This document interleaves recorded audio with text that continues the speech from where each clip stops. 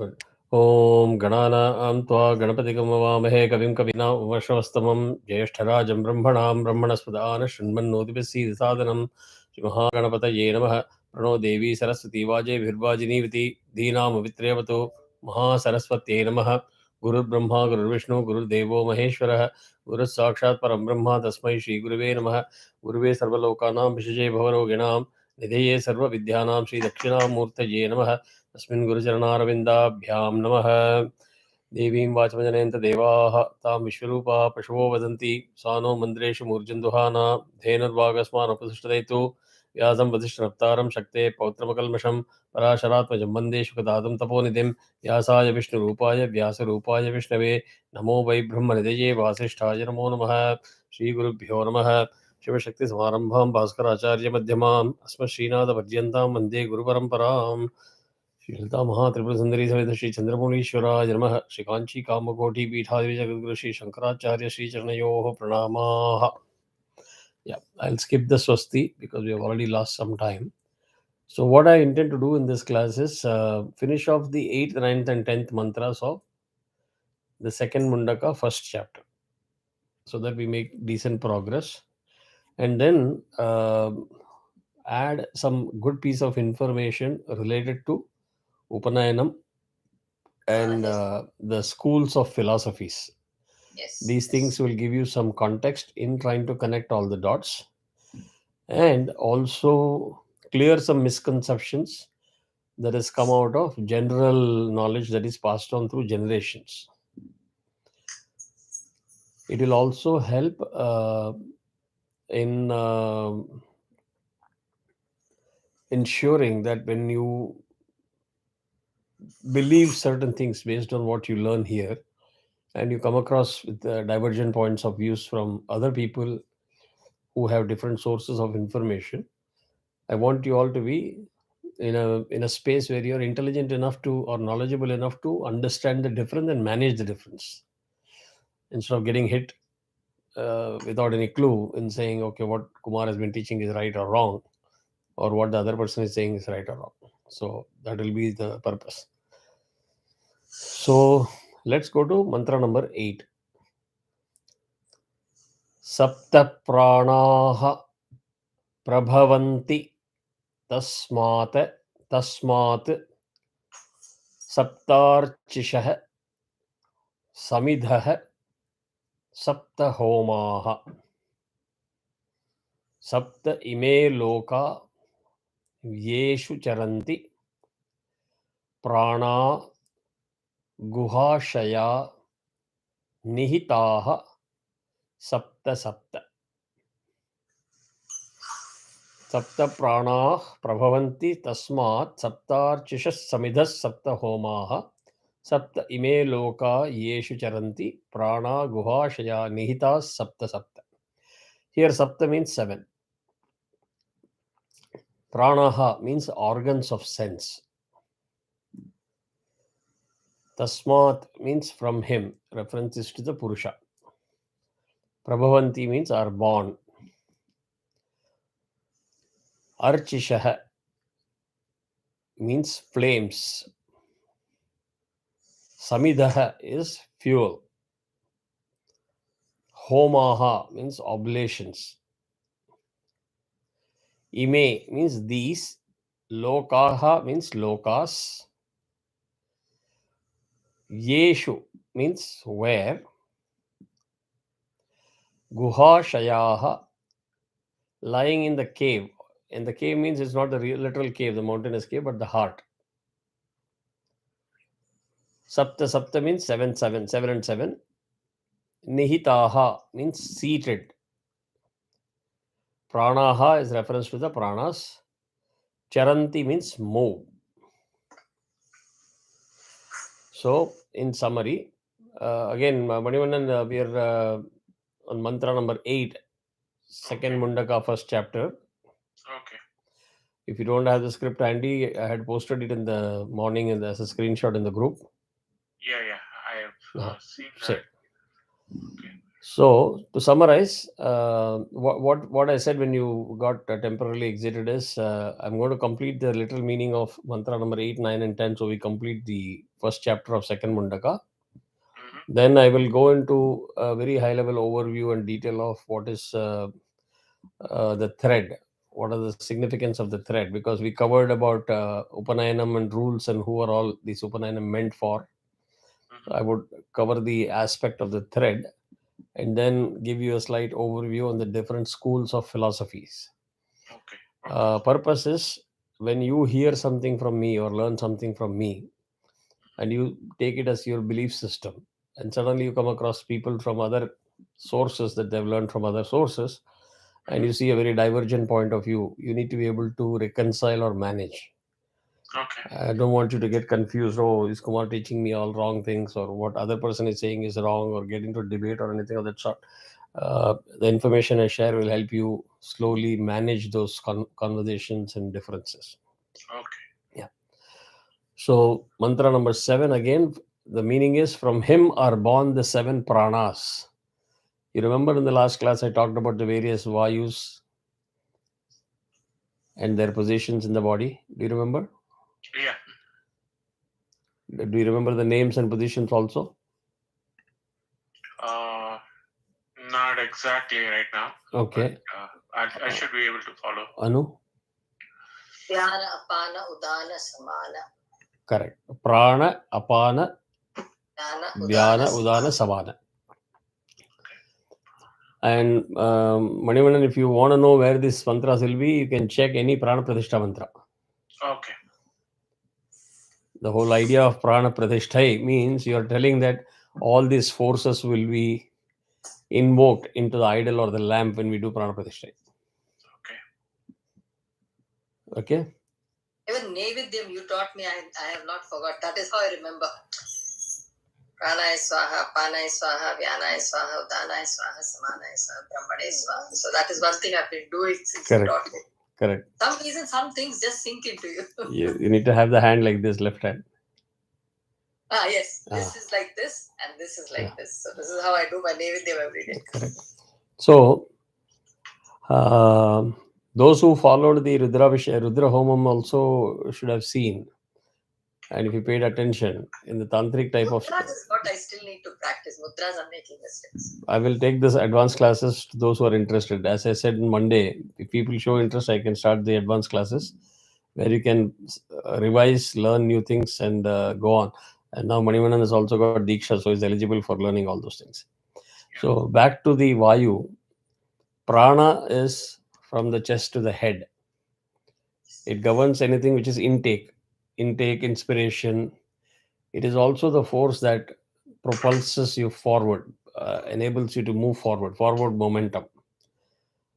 Opposite of that is apana, prana, apana. That is how it is a prana, pano, vyana, udana, samana, ihaiva gatya is how the prana pratishtha mantra goes. So apana is in the pelvic region.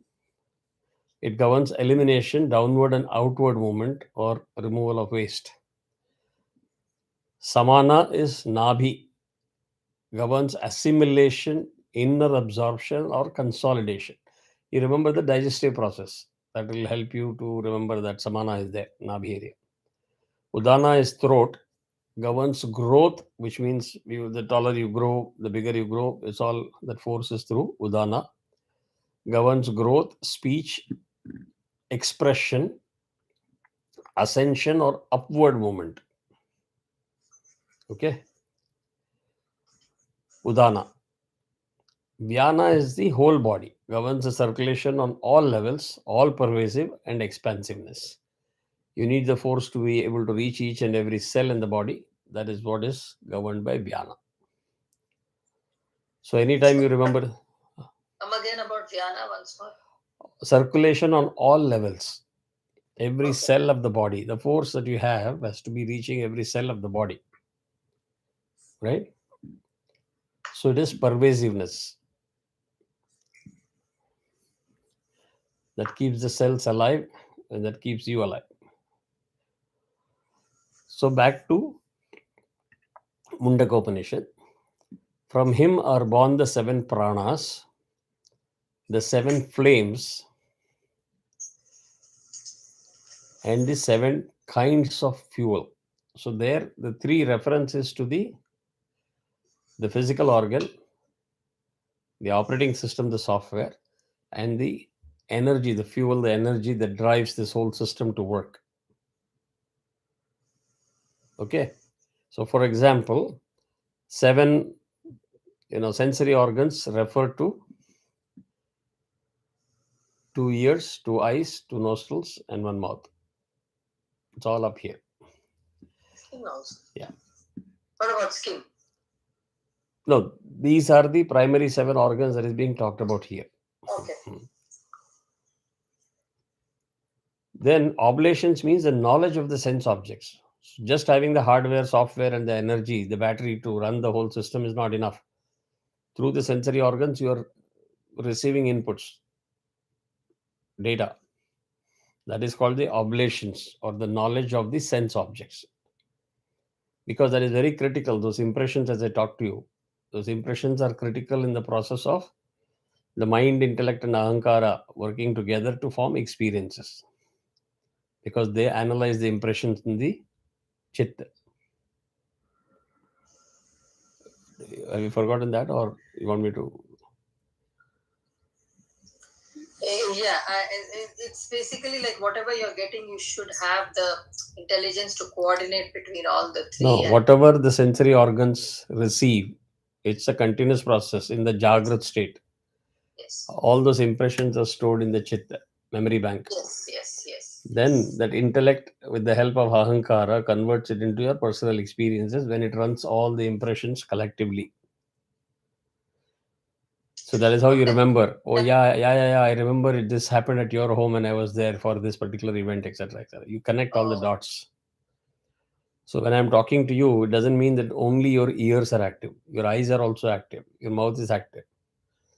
And based on where you sit, suddenly somebody cooks something. Your nostril is also be active, recording that particular smell. Right? So, slightly digressing it. In our childhood, when we used to learn Vedas, we never understood the value of Vedas. Somebody spanked us. We were always playing in the cricket field. So one of my father's friend came there, and suddenly he got very upset and said, "Useless guys, do something constructive in life," and he spanked. So to save that spanking, escape from spanking, we landed up in the Veda class. Fortunately, some of us enjoyed it, so we were learning it more and more. But those who were forcibly sitting there, the teacher's wife, it's a 1-bedroom kitchen kind of a thing, matchbox homes in Mumbai. She will cook adai, dosai, various types of food in the evening. And this guy will say, "Hey, it looks like today it is dosa." So point is, our system is recording a lot of stuff all the time. So oblations are reference to that knowledge. Lokas here means the seats of the senses, the positions where the senses are and the forces are. So understand the prana, the force, the centers of recording, etc. in the brain. They are all predetermined. Where the hearing center is, where the vision center is, everything is predetermined. So the whole system is connected and it functions on its own as long as you are in the Jagrat state. Moment you go into the Swapna state, some of these things are on standby mode, but the data that is stored is still being processed. That is what comes as dreams. When you go into the deep sleep state is when you don't remember what is going on. Turiya state is something when you do self-realization. That's the 4th state. So the next mantra, Ataha Samudra Girayascha Sarve Asmat Syandante Sindhavah Sarvarupaha Atascha Sarva Oshadhayo Rasascha Yenaisha Bhutaististhate Hyantaratma Atas Samudra Girayascha Sarvesmatyandante Sindhavas Sarvarupaha Atascha Sarva Oshadhayo Rasascha Yenaisha Bhutaististhate Hyantaratma. Ataha means from him. Samudraha is referencing the oceans. Girayaha is mountains. Utpannaha means have originated. Asmat means from him. Sarva Rupaha of every kind. Sindhavaha means rivers. Syandante is flow. Ataha means again from him. Oshadayaha is herbs. Rasaha. Can any one of you say what is rasaha? Um,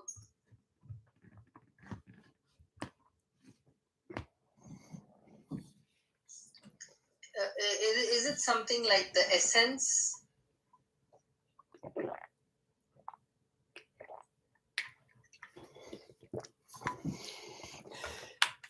Rasaha in this context has got two different interpretations.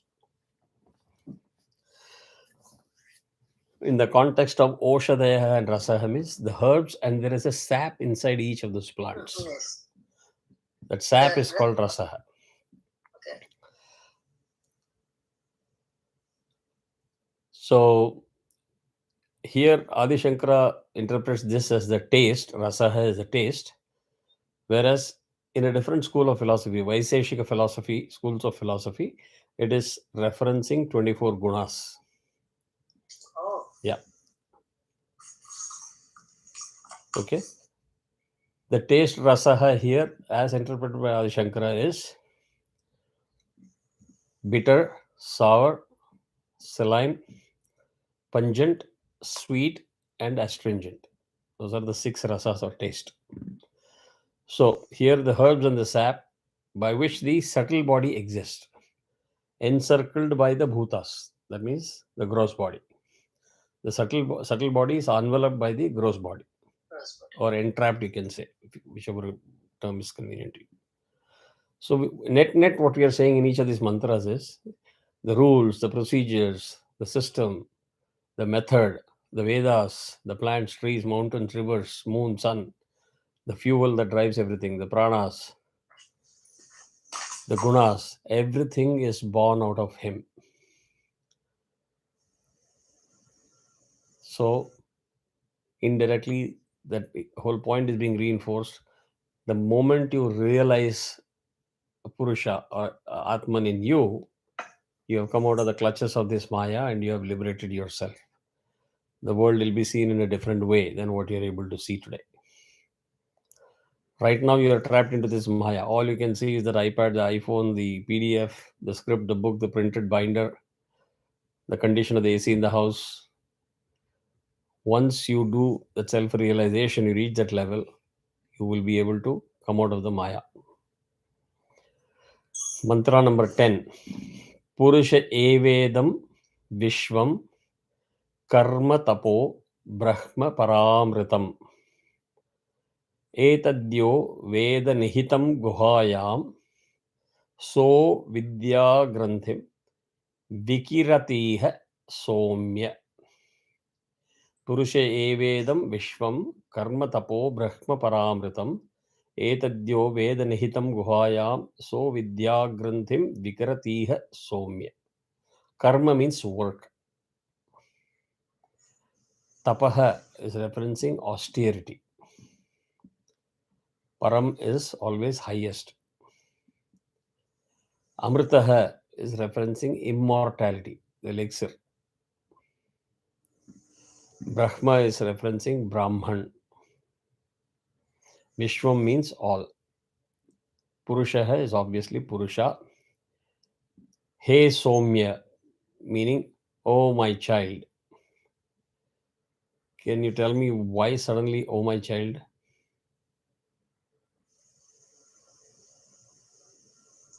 Because it's Brahma teaching his son, right? Your answer is 50% right. It is sage Angiras teaching Shaunaka.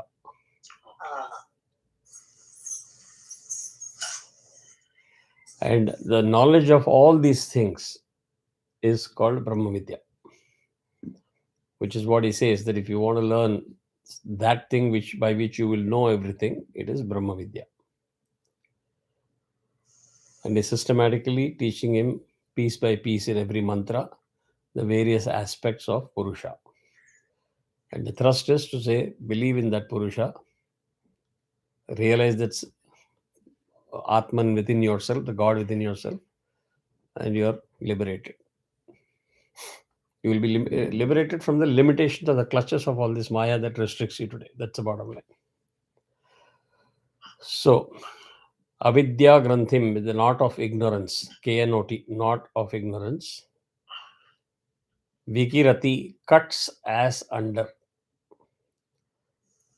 So, to summarize, this mantra says, this Purusha is verily the all, the work that you do, the austerity that you practice. And it is the same Purusha that is the immortal and Brahman. Right? Anantam. And then Sage Angira says, he who knows this, my child, as seated in the cavity of the heart, that means that the Purusha or the Atman is in the cavity of your heart, certainly cuts the knot of ignorance. So we are all ignorant people, avidya. And when you get this knowledge and you start applying that knowledge and you cross the experience level to a level of realization, is when you are supposedly attaining liberation or moksha. And that happens when you are alive. That is why it is called Jivan Mukta. You will constantly hear people saying, oh, rest in peace. It means moksha is attained only after death. That is not true. And I always tell people, I never write RIP. Because even I know, right? Yeah, you don't want the soul to rest. You want the soul to move to the next loka. Yes. Because our culture doesn't, it says just Om Shanti. You don't say rest. That's not there in our culture. Correct. So this completes the first chapter of second Mundaka. If you want me to repeat anything that if I supposedly went fast, I can go back and repeat it, clarify. Otherwise, if you're okay with this, whatever I've explained, we can go to the details of what is Upanayanam. Yes, let's go there. And the Manivanan, sir? Yeah. Okay, good. So I repeated the pranas and the positions. Let us now go to what we learnt about the significance of Upanayana and who all are supposed to perform that and practice it. So we talked about Dvija, if you remember, right? Then in the Dvija, Savitri is considered as the mother and Acharya is considered as the father in the second birth, because they are the people who get you the Gayatri Mantrovadesha. In the Varna, there are 4 classes: Brahman, Kshatriya, Vaishya, and Shudra. Sattva component in Brahman at birth is supposedly 25%. You need 30% sattvic component for you to do Upanayana. Means Upanayana is where you qualify yourself that you are ready to go to a school and you are able to learn and absorb what is being taught at the school. So it is predicted that by 8 years of age from your birth, you are able to cover up the remaining 5% of sattvic component in your body. So you reach 30%. Hence, recommended age for Brahmins is 8, not 11, 12, 14, 15, 21. Some people even do the day prior to the marriage. That means you have skipped school all along. Obviously, then everything will be on the job training post-marriage. For Kshatriya, the component at birth is 23%. Hence, it is estimated that they will reach 30% by age of 11. So for Kshatriya also, Upanayana is recommended typically at the age of 11. For Vaishya, the Sattva component at birth is 20%, and it is estimated they will take 12 years to reach 30%. So for Kshatriya, for Vaishyas, it is age of 12. If you remember, for Shudras, the sattvic component at birth is 19, it's estimated they take another 17 years to reach 30%. And in those era, in the good old days, by 17 people used to get married. So what's the point of sending your boy to the school for learning, where he has to follow brahmacharyam, vows of continency, celibacy, etc., and not think of anything else, just focus on studies? He cannot do it if he's already married, because he is now getting into the grahastha ashrama and taking on the responsibility of a grahastha. So people said, don't waste your time and effort in Upanayana. So Shudras were not doing Upanayana. Now today, span of life has increased from 40 years to 80 years, 90 years. Everything is recalibrated. People don't get married till the age of 32, 35. So there is nothing that stops a Shudra from getting Upanayana done. Right? So this is the fundamental information or knowledge that everybody needs to have. I also talked about girls' right to Upanayanam. It is, if somebody says what is the Pramanam, we can write Kurma Puranam. In Kurma Puran, it is clearly written, Pura Kalpehi Narinam Maunji Bandhana Miritam, which means in ancient times, thread ceremony for women was recommended. It's only as we progressed into the Manusmriti era, this practice got discontinued. So if a girl wants to do Upanayana, let us not give all the theories of menstruation and inferiority in the qualification, etc., which is not true. It was very much a practice where only the rules are different. Bhiksha Vandanam used to be done at home, not outside the home. The girl was not sent outside to a school, but starting from father, if the father is not there, maternal uncle, if the maternal uncle is not there, brother. They were responsible people to provide knowledge to the girl. System is same, only the way in which it is executed is different. So let's go to the meaning of the different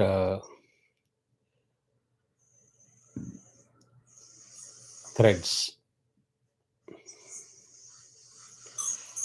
Now, Yajñopavitam, you must have heard this term, right? So Yajñopavit means Yajna and Upavit. These are the two words combined that makes it Yajñopavitam. Vit means that which is woven, right? That is cloth. Upavit means upper garment. The reference here is when we are all born naked, right? None of us come with the clothes on. So the boy starts wearing only one garment, that is in the lower half of the body. At this age, when he is ready for Upanayanam, he qualifies to wear the upper garment, that is the Upavit, which is why the term Yajñopavit.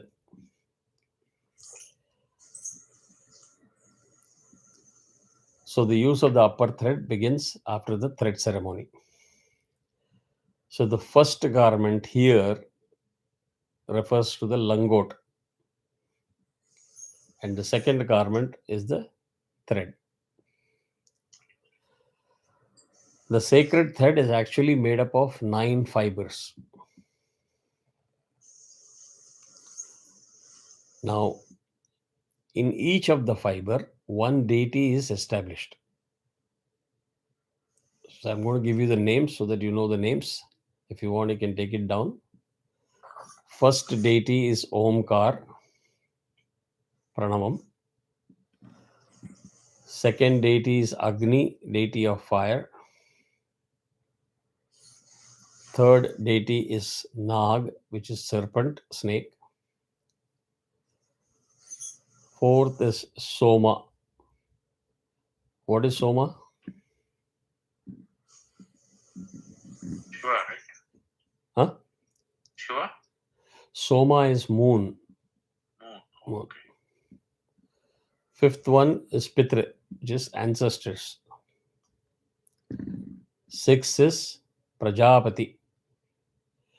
Any idea who is Prajapati?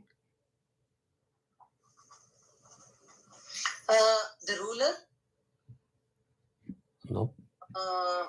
No. One of the first Brahmaputra, Putra Brahma, but he was given the responsibility to set up the rules governing the universe. Yes. Universe was created, but then somebody has to put rules and order, system, processes, etc. He was the project manager. Yeah. But Prajapati is the deity of procreation. Seventh one is Vayu Devata, which is air.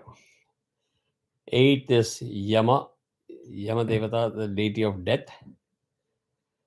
Ninth is Vishwa Devata, which is deity of the universe. Got it? So now you got 9 fibers. Out of these 9 fibers, 3 strands are created. So each strand will contain 3 fibers. 3 fibers are woven into one strand. And then those 3 strands are taken and tied into. Tied means you do a knot. If you take the punal, you will see there will be a Brahma Murchi. Do you understand what I'm saying? That is called Brahma Gatha.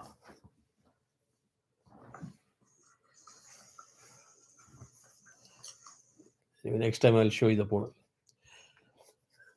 That knot is tying the 3 strands together.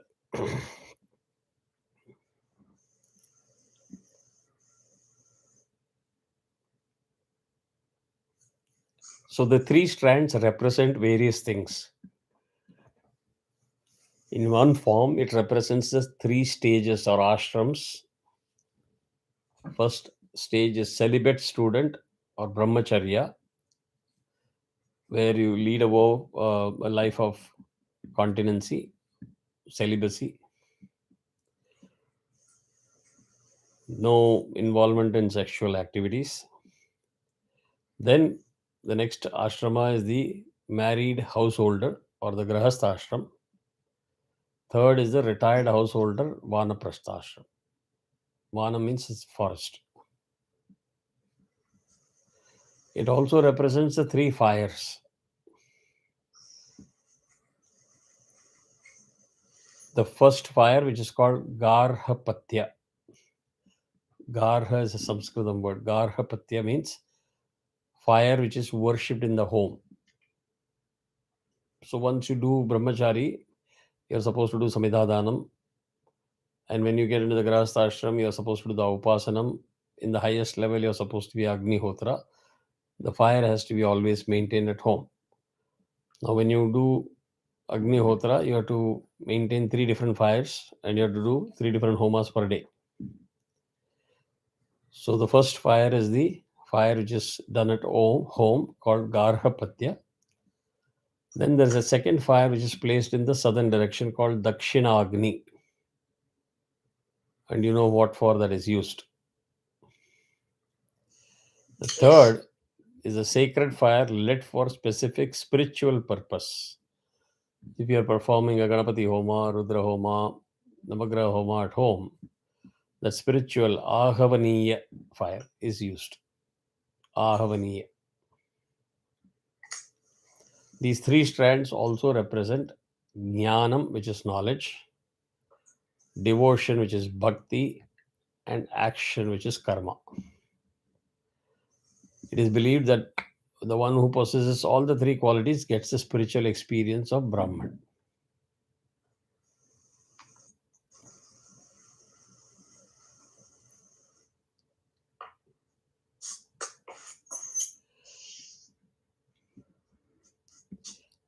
The 3 Vedas are also established on each of these strands. He said there are 3 strands. So, Rig, Yajur, and Samaveda are represented in each of the strands. Now, what happens to Atharva Veda? Atharva Veda is established through the pavitram that we wear in our finger.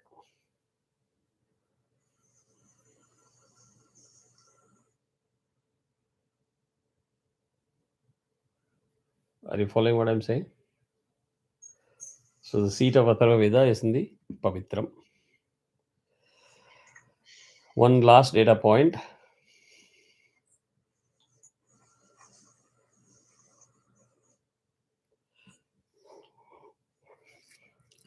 The length of the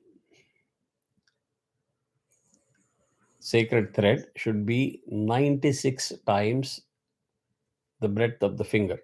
This is the breadth of the finger, right? This is the breadth. 96 times the breadth of the finger. Those 96 things represent the 15 auspicious dates. What are they called as?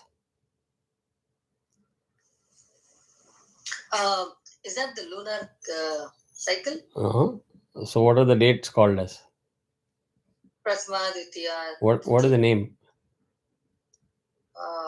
Shukla Paksha, Krishna Paksha. No, that is the group that of is the phase. Okay. each day. Tithi. Tithi. Okay. So 15 tithis plus 7 days of the week. Some other time I will explain the system where this Somavara, Mangalavara originated. And how the concept of 7 days in a week came in. I'll take it as a separate class. Plus 27 lunar asterisms.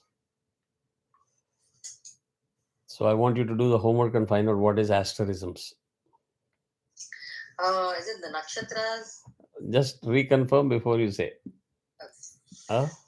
So that we will learn new terminologies also. Plus 25 principles, which is the tattvas. I've given you a 5x5 matrix. Plus 4 Vedas. Plus 3 gunas. Plus 3 kalas. What are the 3 kalas?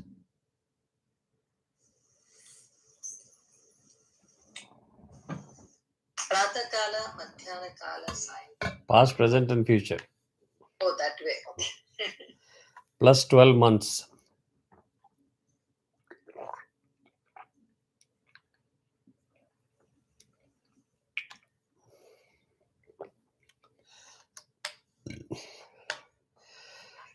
This, if you add up, it will come to 96.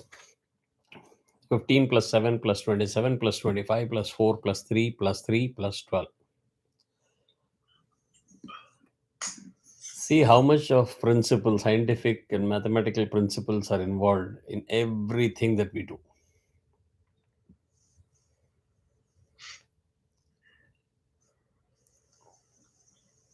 So the conversion from a square to a circle to computing the area of a homokundam, the cubic space of a homokundam, everything is there in the scripture in the form of a mantra or a shloka. So there is a Western guy that I have shared the video on. He did the research on who actually originated pi. It was not Leibniz.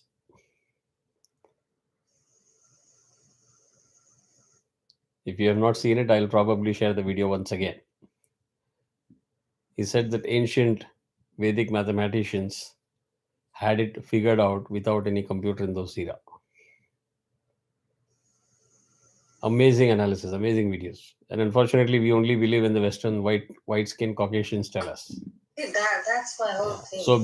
So be it. But this all of these things are good data points for you to know that we had enough knowledge which we can be very proud of. Now, also I have shared many a times the sense of placing the poonal on different shoulder. Under normal circumstances, it should be niviti. Niviti means it should be worn like a garland. Oh. Yes. And Paramacharya, in one of his Voice of God, Devatin Kural, is dedicated one half a page or 1 page full in explaining many of these things. And then the last line is what I remember, which I will never forget for the rest of my life. It is supposed to be worn like a niviti, but who listens to me? Nobody listens to me. So I just said, let it go. So when the thing is put on the left shoulder, since we normally do everything facing the sun, which is the eastern direction, placing it on the left shoulder points to activities related to the North Pole. North Pole is all Deviga Karya. All. Yes. When you place it on the right shoulder, it's called Prachina Viti. Niviti, Upaviti, Prachina Viti. Prachina Viti is on the right shoulder, denoting the South Pole, is when you do all Pitrikaryams. So even when you do Shraddham, you will see Abha Upasprashya, or washing your hand, or doing Achamanam, or doing Sankalpam, up to Mamopata and taking everything, will be with Upaviti. As soon as you start talking about the lineage, Gotram, name, Rashi, etc., the Pandit will say Prachina Viti. Got it? So when you do Rishi Tarpanam, it is Niviti, like a mal, like a garland.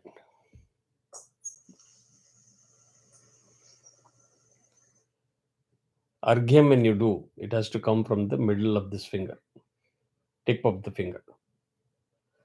Rishi, when you do Arghyam, it has to be like this. It has to be from the bottom of your palm. Pitru is always from the thumb.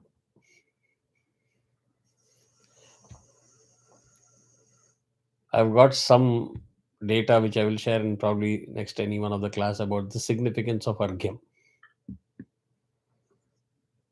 It's a very important aspect, scientific, well established in our system.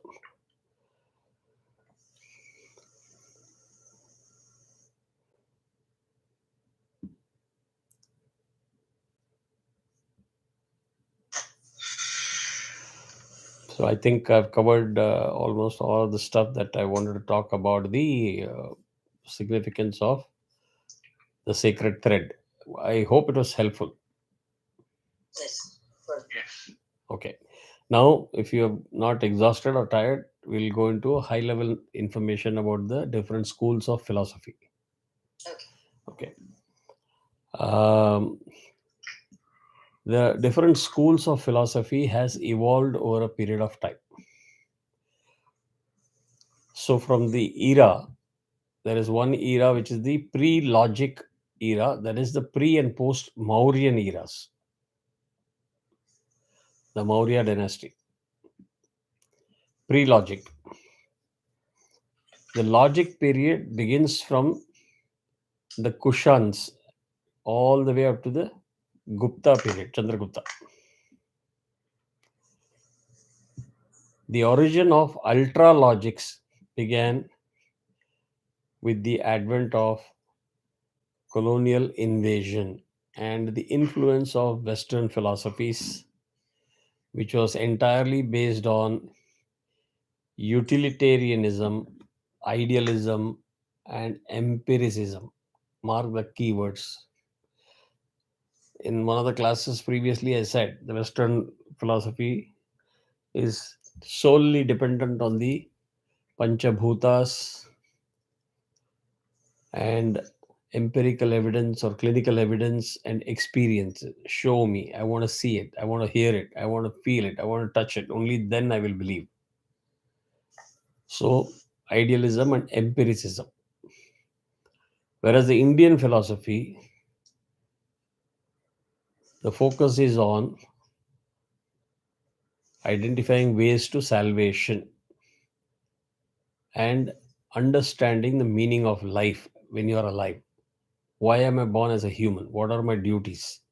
How do I go about learning what I need to know? How do I apply that knowledge to do whatever karma I am supposed to do? How do I know and educate myself why I am supposed to do what I am supposed to do? So, understanding the meaning of life. So, the concepts of karma and moksha, or freedom from the cycle of birth and rebirth, is very central to Indian philosophy. Now, I'm going to share something that will break some misconceptions if you have. Broadly, the two schools are Astika schools of philosophy and Nastika schools of philosophy. These terms are known to you, Astik and Nastik. Can you tell me what you know?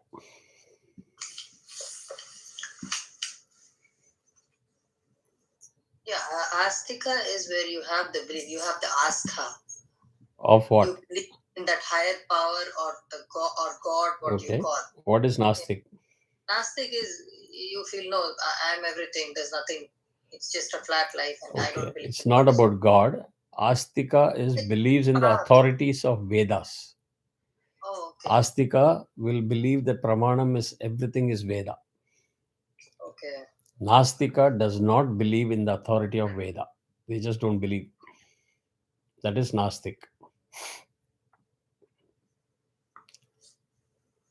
They don't believe that is the fundamental source of knowledge.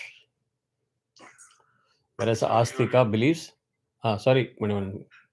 So you will call Christians Nastikas?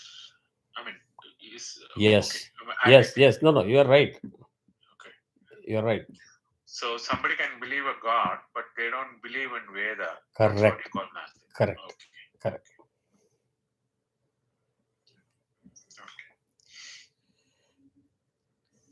Okay, that's good information. Within the Astika, there are two parts. Here, atheistic.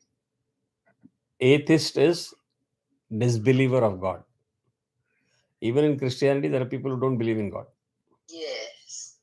So they are called atheist. Whereas theistic believes in the existence of God. Okay. So now let us understand Nastika category first.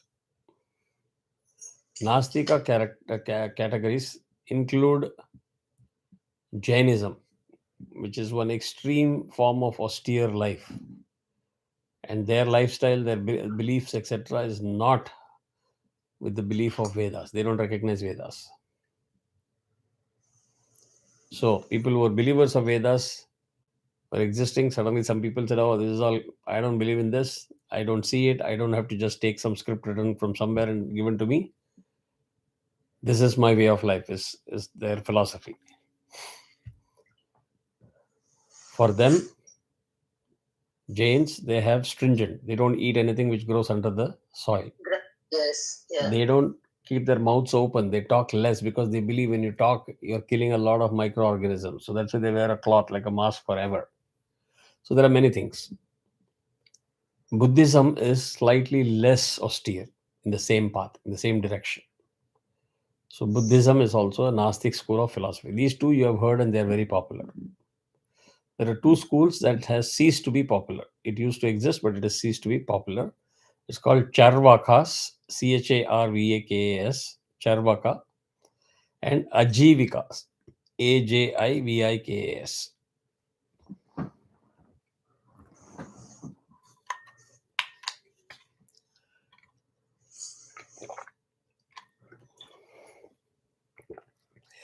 So from Astika, Nastika, you got the details of Nastika. Now let us break down the Astika into two parts. Do you remember what the two parts I said just a minute ago? Yeah. Atheist and Theist. Yes. So believers in. One quick question, Kumar. Huh. This whatever this classification idea you're saying, does Veda says this is how Astikas and Nastikas should be classified? No. Vedas existed from time immemorial. Okay. So people took Vedas as their pramanam, as the basis of life. So for anything, it will be like your Bible. Okay. I hate to use the term and analogy, but it's easier understood. Meaning, should I wear ponal? If I have to wear ponal, what is a ponal? At what age? After wearing a ponal, what am I supposed to do? What am I not supposed to do? For everything, you looked towards Vedas as the source documents. That is where it started. Oh, it's like a manual where you refer. Absolutely. Right? We perform homas. This is the rules of performing homas. This homa should be done like this. These are the names of gods. You have to worship these gods. For this god, this nevedyam, this dravyam, everything. size of the homokundam, direction you have to face and do what. You have to recognize the Pitrus, offer argyams, tarpanams, archanai, puja, everything. You go to the Vedas. It's all written in the Vedas. Some people said, I can't just go by an abstract script. I believe in logic. I would like to see things. I would like to believe things, experience. That is where they branched off. Okay. So they believed in Vedas, but they didn't believe in the concept of God. That is atheist. Theists believed in Vedas and the concept of Purusha, the source of creation, as God. Okay. Okay.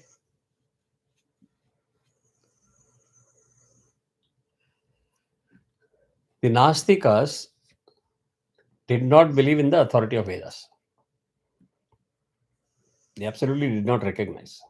So there is one branch which is based on believers of Vedas and non-believers of Vedas. Within the Vedas, believers of God and non-believers in God. Got it? So now coming to the Astika side, believers in authority of Vedas is branched into Mimamsa and Vedanta. Two schools. They both believe in Vedic text as the Pramanam, as the ultimate. So they believe in God and they believe in the Vedic text. No, come again for this Mimamsa and Vedanta. Vedanta. This is Based on what? Vedic text. Okay. Now, Astika, who were believers in gods, but they did not take everything in Vedic text as the Pramanam. They went more on logic and ultra logic. There were four schools. First one is Sankhya, next is Yoga, third, which you must not have heard much, is Nyaya, and the fourth one is Vaiseshika.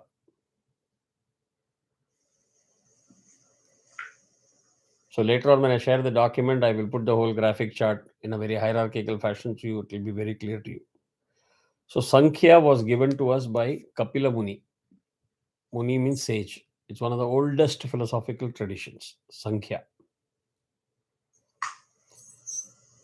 It holds two components, Purusha and Prakriti. Purusha is the consciousness or the soul.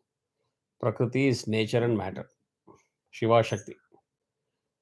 And they believe, Sankhya school believes, they are the sources of all things in the universe, which is what you keep on hearing in Mundaka Upanishat, whatever I'm explaining to you. If you go back to my one of the old YouTube videos, you will see me talking about Sankhya school of philosophy. We did this in history in school, I remember vaguely, that Sankhya. Yeah. So it was formed on logical and scientific principles.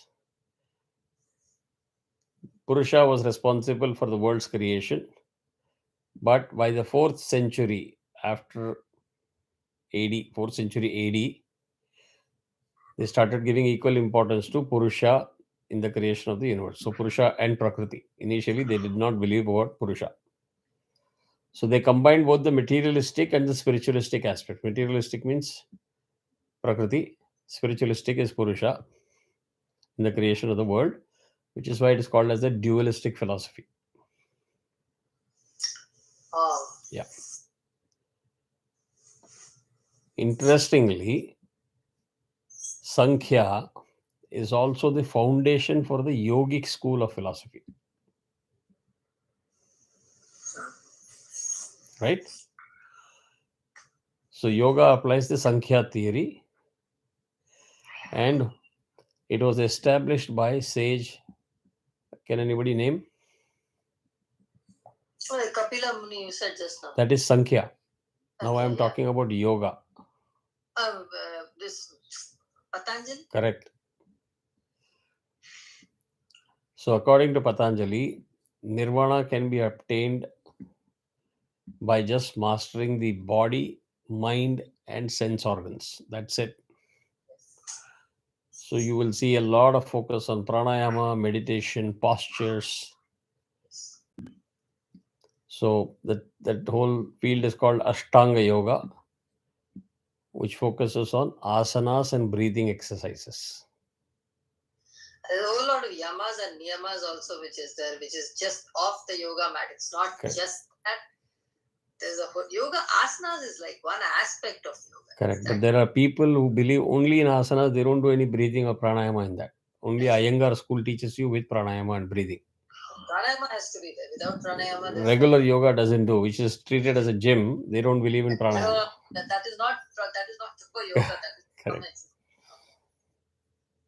And I think I shared with all of you in the group also today about the whole concept of formation of nitric oxide through breathing. And they gave a different rule. However, we follow the rule of 1-4-2 3 times. Amount of nitric oxide creates an amount of purification or scavenging that nitric oxide does in maintaining the body clean, sanitized, is mind-boggling. So Nyaya states that, this is the yoga school. So there they viewed God as a mentor or a teacher, not as a creator. That's the difference. In Nyaya, which in literal meaning is justice, it is another logical scientific school of philosophy. It was put forward by Gautama Muni. It is believing on everything on pramana or pratyaksha pramana or proof. It emphasizes that anything should be accepted based on logic and personal experience. So if you can't experience it, if you can't see it, if you can't hear it, if you can't sense it, don't believe in it. So they believe that accurate knowledge can be obtained through inference, comparison, perception, and testimony. So if you have a very trusted individual sharing some of his or her experience, you can take that as a basis, as proof, and you can have your own. So depend only on what you experience, what you see, what you feel. Nyaya. Vaisheshika is founded on metaphysical theory. For that, everything in the universe is broken down to atoms, the lowest particle size. This was put forward by Kanada, Kanada. This school recognized only two paths to accurate knowledge. Pratyaksha means perception, and Anumana, which is inference. So you can have experiences, and based on set of experiences, you can draw a conclusion, infer a conclusion, extrapolate. It resembles a more naturalistic and objective philosophy of the cosmos, in which each atom in the universe is given significance. So if you see the Western scientific approach, it will border on it is founded on the principles of Vaisheshika school of philosophy. Now coming back to Mimamsa and Vedanta. Mimamsa is also called Purva Mimamsa. Say Jaimini founded this school of thought. There the focus is entirely on mantras and yajnas in maintaining the cosmos. When I talked about yajnas, I told you that we are like gardeners, where Lord Shiva is the creator. He has hired all of us as subcontractors to do our role in maintaining the cosmos. Right? You water the plants, and we take care of the health, earth. Don't abuse the oceans. Don't abuse the climate. Help in preserving and maintaining the ecological balance. In a sense, it acknowledged the Vedas as the supreme authority, where adherence to the teachings can lead you to a path of nirvana or moksha.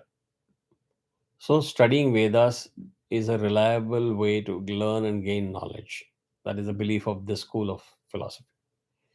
Uttara Mimamsa is what is also called as Vedanta, was founded by Bhadrayana. Everything which is the Upanishad section of the Vedas serves as the Vedanta philosophy. It places a very strong emphasis on what? You know the answer. You just have to think and let me know. One word. No, what did you say? This school, Uttara Mimamsa or Vedanta, is referencing the Upanishad section of Vedas. Purva Mimamsa is just the Vedas core. Upanishad is Anga of Veda, right? All the Upanishads that you are learning, including the Mundaka Upanishad. It is called as Uttara Mimamsa. Here, the core belief is, or the emphasis on what? Brahma Vidya. Okay. We started with that, no? Mundaka Upanishad. Yeah, right. What is that Vidya that I need to know by which I will know everything? It's Brahma Vidya. Correct? So, this Vedanta school is divided into various subdivisions. 3 of which you know, which are very, very popular. I'm going to share 3 more names, and with that, we'll wrap up this class tonight. The first one is Advaita by Sri Adi Shankara. Advaita. Dvaita is dualistic. Advaita means non-dualistic. The reference is to Paramatma and Jivatma. They are not two different principles. They are the same. Jivatma comes from Paramatma and then merges back into Paramatma. Dvaita by Madhvacharya believes the same Paramatma Jivatma, but the difference is they don't believe that the Jivatma will ever merge with the Paramatma. According to them, the Purusha is untouchable, special, unique. There is no merging business in Dvaita school. Visishtha Dvaita by Ramanujacharya, which is the hybrid of Dvaita and Advaita. 3 more, which you have probably not heard, but you can note down, is Dvaita Advaita by Nimbarka. Shuddha Dvaita by Vallabhacharya. And the most recent one, Achintya Bheda Abheda. Achintya Bheda Abheda by Chaitanya Mahaprabhu.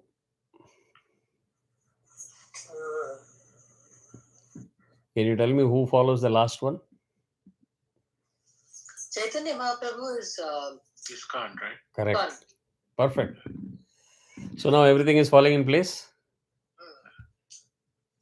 If you go to Udupi, you'll find lots of Madhvas. Yeah. If you see Vaishnavas, they will be mostly 99.99% all Ramanujacharyas. Or most of the Shaivites will be Adi Shankaracharyas. Yeah. Okay? So these are the 6 schools of philosophy, Indian schools of philosophy. You know at a high level what are the differences between them, what are the subtle variations. So whenever you come across somebody who will say, "Ah, this is all crap, I don't believe in this," you can say, "Yes, I know where you're coming from." So you can immediately position that person in that category. You don't have to fight, you don't have to doubt your own knowledge. According to me, what is important is you pick one path, stick to it, and dedicate fully to achieve your goal. You never take admission into Harvard and then say within 2 classes I'll jump to Yale. Oh, I don't like Yale now, I'll go to Stanford. You don't keep jumping one place to another. You'll never get a degree. Right? So do full justice by learning one system, adhering to it, trusting the gurus, people from whom you learn, and sincerely apply those in your day-to-day life. You will see results. Did I go too fast? No, good, but then it will take some Good. time. So because some of them are familiar, but some things are See, what happens is, whenever you hear something new, it will sound very unfamiliar, very overwhelming. But as you keep talking into that same zone every week, or you spend sometime during the week also to learn, watching, replay the YouTube videos and watch. Slowly, you'll get very familiar. Yeah. Right. So subconsciously, also there is a lot of learning that happens. It just doesn't surface Yes. immediately. Yes. Now, how did you immediately answer? Both of you answered ISKCON. Somewhere it is registered. I don't think you have made a formal course in ISKCON. Yeah. That is what I'm saying. So, my request to you. Oh,